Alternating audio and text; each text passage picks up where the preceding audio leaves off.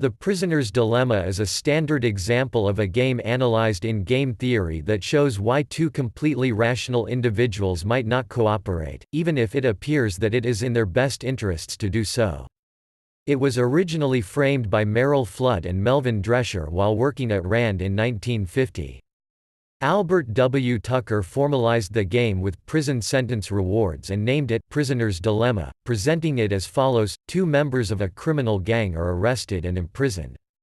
Each prisoner is in solitary confinement with no means of communicating with the other. The prosecutors lack sufficient evidence to convict the pair on the principal charge, but they have enough to convict both on a lesser charge.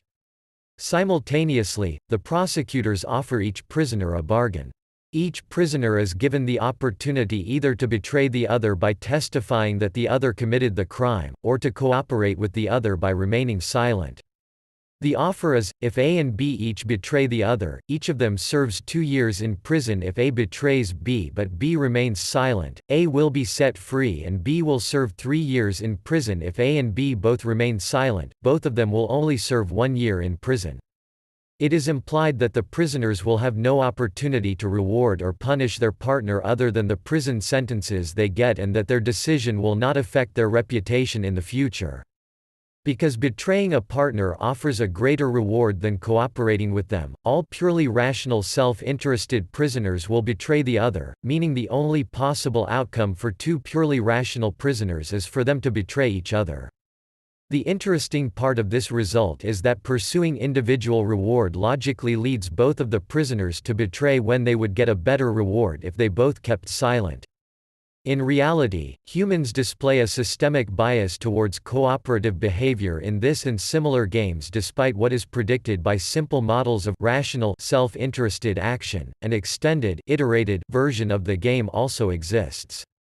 In this version, the classic game is played repeatedly between the same prisoners, who continuously have the opportunity to penalize the other for previous decisions.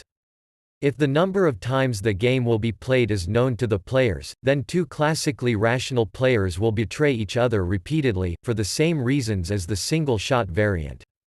In an infinite or unknown-length game there is no fixed optimum strategy, and Prisoner's Dilemma tournaments have been held to compete and test algorithms for such cases. The Prisoner's Dilemma game can be used as a model for many real-world situations involving cooperative behavior.